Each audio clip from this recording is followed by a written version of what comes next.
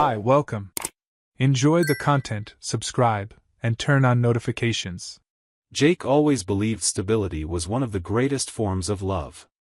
5 years with Olivia had only strengthened that belief. They lived in a quiet residential complex in Chandler, Arizona, surrounded by low-rise buildings, well-kept gardens, and neighbors who knew each other by name. He worked as a police officer, assigned to the night shift on a patrol unit that covered much of the city's central area.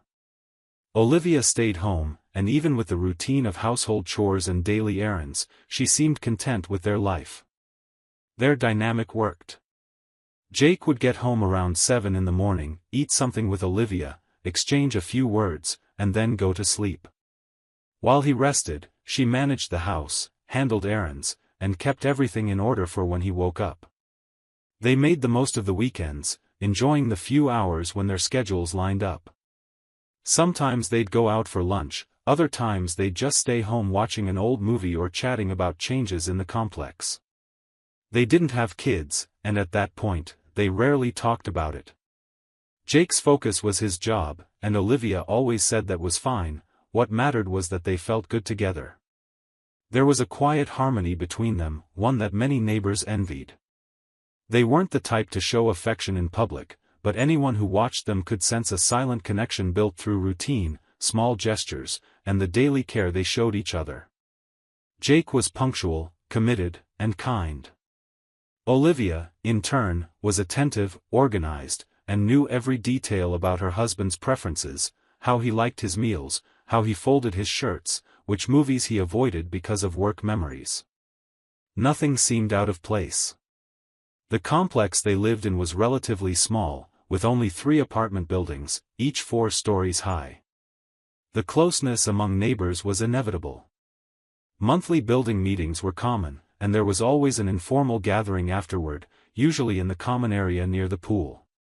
It was during these events that Jake and Olivia started talking to Sean, a resident who lived on the same floor. Sean was friendly, helpful, and lived alone. He worked as an IT technician and had a flexible schedule, which made him available whenever someone needed help. It was common to see him carrying boxes for an elderly neighbor or offering rides to someone without a car.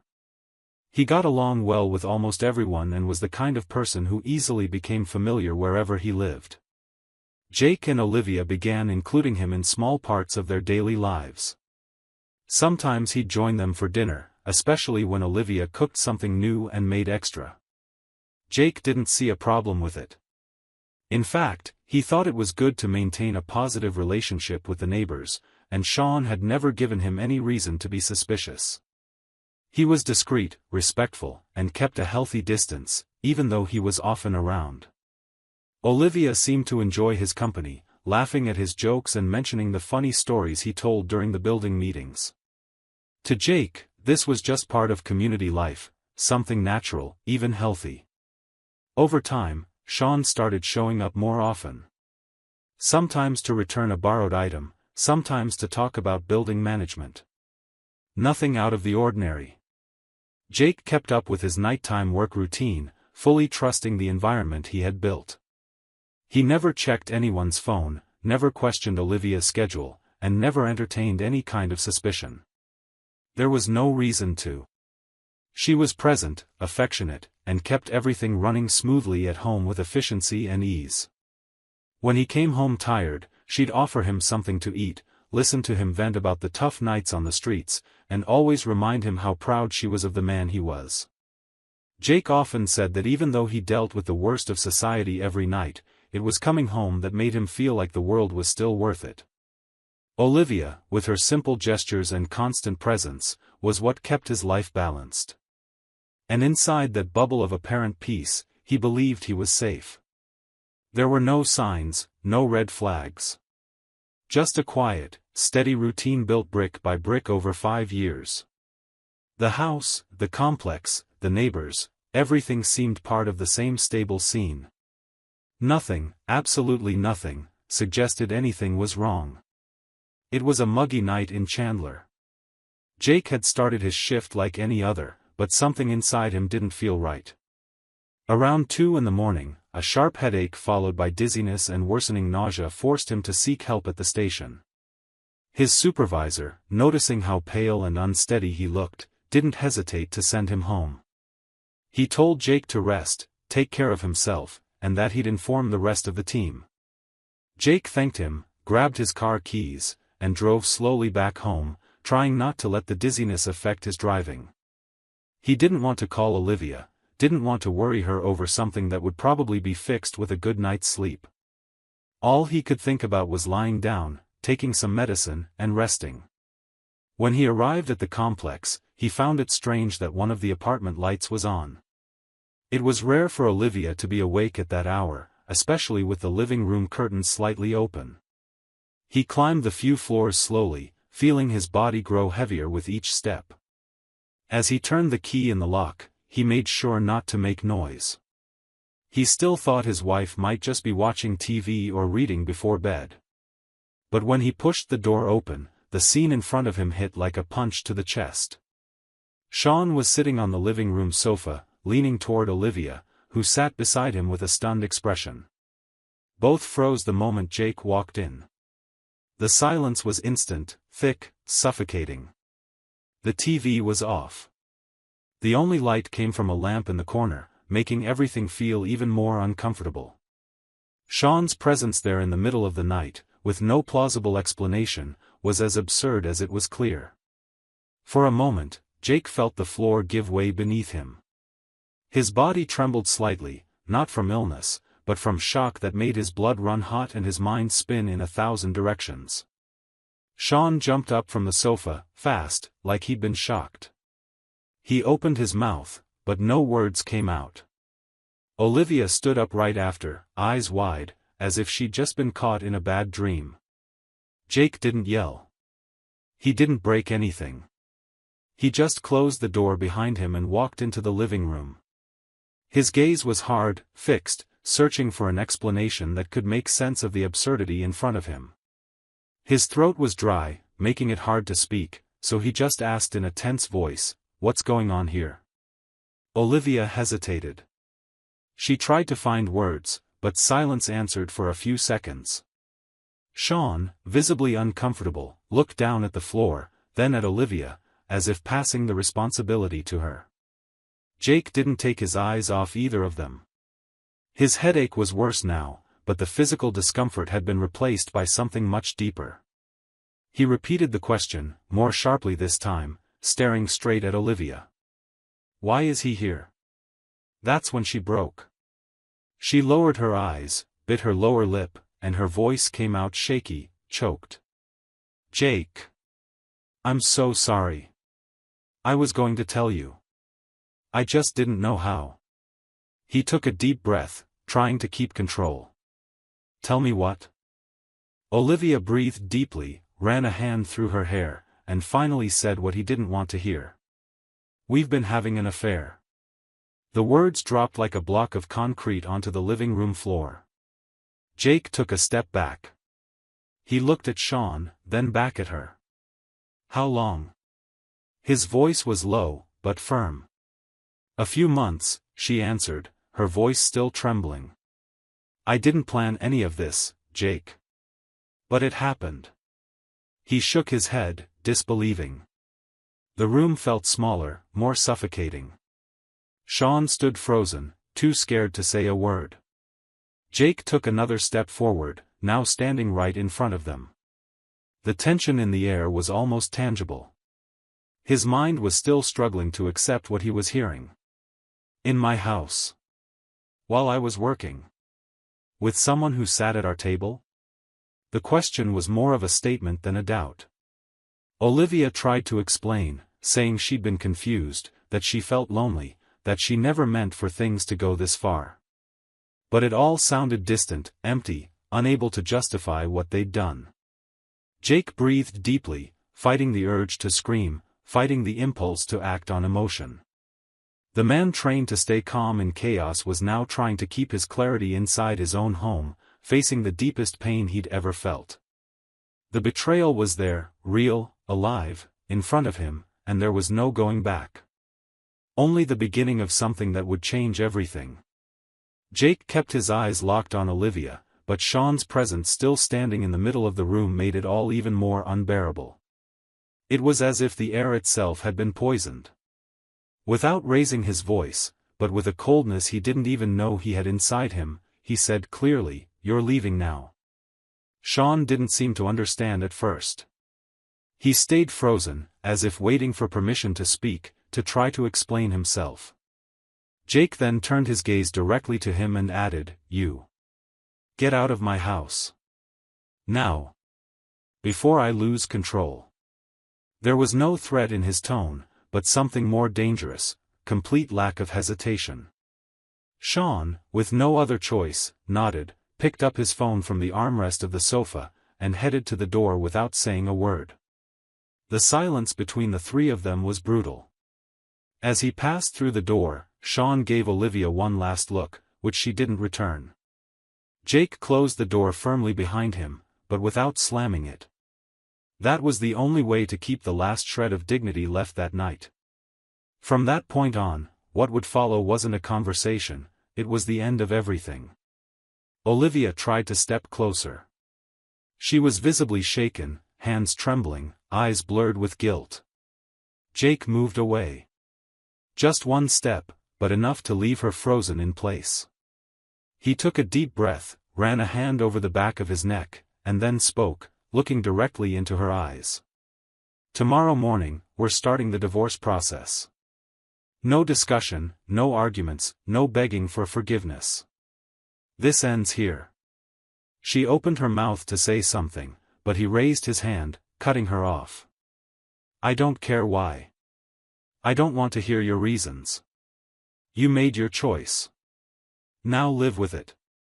Olivia cried, but her sobs were muffled, almost silent. By then, there was no room for drama, no space for theatrical sorrow. Only consequences remained. Jake walked to the kitchen, opened the cabinet, took a glass, and filled it with water. He drank slowly, trying to fight the nausea that mixed emotional pain with the physical exhaustion of a night that started with discomfort and ended with the destruction of everything he thought was solid. When he returned to the living room, Olivia was still there, standing, as if she couldn't decide what to do. He then nodded toward the hallway. "Pack your things. Tomorrow morning, before I leave, I want this house empty." She tried to speak, stammered a few words, mentioned regret, said it was all a mistake, that she didn't know how things had gotten this far. Jake just looked at her with an expression that said everything his mouth no longer needed to. He didn't believe a single word. And even if he did, it wouldn't matter anymore. "You destroyed everything, Olivia. Everything. And it wasn't just a slip-up. It was repetition, silence, lies. And you did it with someone I welcomed into my home, someone who sat at our table. This isn't just betrayal. It's disrespect. It's lack of character. It's cowardice." His voice was controlled, but heavy with outrage. There were no shouts, but behind every word was a pulsing pain, as if each sentence was being torn from a place too deep to heal with time. Olivia slowly stepped back, walking toward the bedroom. Jake stayed in the living room, staring at the floor, feeling time stop. His head spun, not in confusion, but in realization. This was the woman he'd shared 5 years of his life with. The woman he'd proudly defended when others questioned his absence from the station gatherings. The woman he hugged every morning before going to sleep, as if that simple gesture could shield them from any outside threat. But it wasn't the world that invaded their home. She was the one who opened the door. At dawn, Olivia came out of the bedroom with a small suitcase, her face swollen, eyes down. She stopped at the living room doorway, searching for some trace of humanity in Jake's gaze. But he remained firm, holding his decision with the same composure he used in the most critical moments on the job. She then whispered one last sentence, her voice barely audible. "I know I don't deserve forgiveness. But I still love you." Jake turned his face away. He didn't respond. He just pointed toward the door. Olivia said she'd stay with a friend, and when she finally left without looking back, he locked the door from the inside, turned off the lights, sat down on the sofa where Sean had been the night before, and stayed there in complete silence. What he felt now wasn't sadness, it was a terrifying coldness. As if his heart had pulled back to keep itself from collapsing. Trust had died. And with it, everything they had built. Around noon, Jake left. He went straight to the office of a longtime friend who was also a lawyer. He explained what had happened without unnecessary details, just enough to start the divorce process quickly and definitively. Within a few weeks, the process was underway and the initial documents were ready. The divorce would be finalized as soon as the legal waiting period ended. Olivia was notified electronically, with clear instructions on what to sign. Jake didn't bother to meet her in person. He preferred to keep his distance. To him, any conversation from that point on would be pointless. The separation was more than the end of a marriage, it was the need to cut out everything that had been sick at the root. With the process moving forward, Jake requested a leave of absence from work. His co-workers, hearing the broad strokes of what had happened, respected his silence. No one asked questions. The department granted him 30 days off, and he used every single one to leave. He drove away with no fixed destination, just a few suitcases, the radio off, and a mind too full to think about routes. He passed through small towns, slept in simple motels, visited places he'd only ever seen on road signs. It wasn't a trip to relax, but a desperate attempt to reconnect with himself, far from a place now filled with painful memories. During that time, he didn't answer Olivia's calls or open the messages she kept sending. He needed silence, a fresh start, and above all, clarity. When the trip ended, after 2,000 miles, Jake returned with a firm decision: he wouldn't go back to the same apartment. That place wasn't a home anymore. It was just a memory of everything that had gone wrong.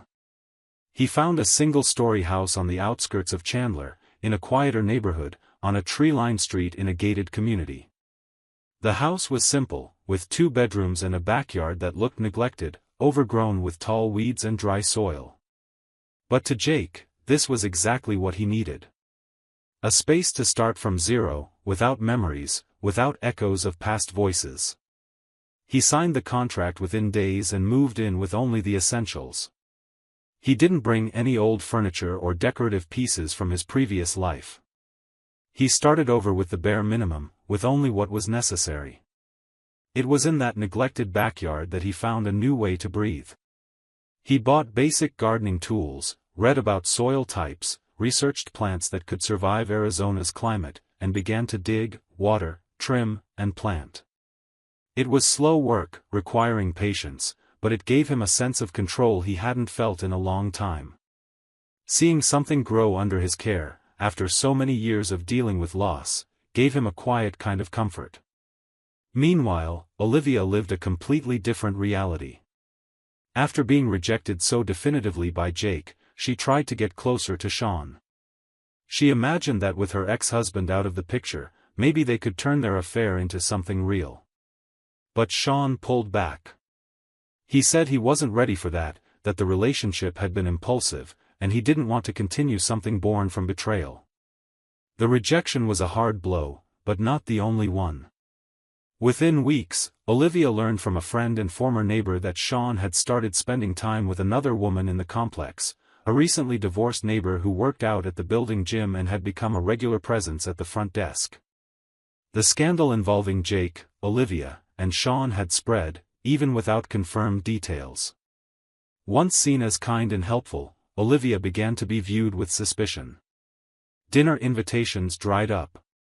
Friendly smiles became rare. The life that once seemed stable had turned into fragile ground, full of quiet rejections, sideways glances, and awkward silences. She tried to resume her routine, returning to the same places, but the feeling of being avoided at every turn was constant. Olivia experienced, day after day, the weight of her choices.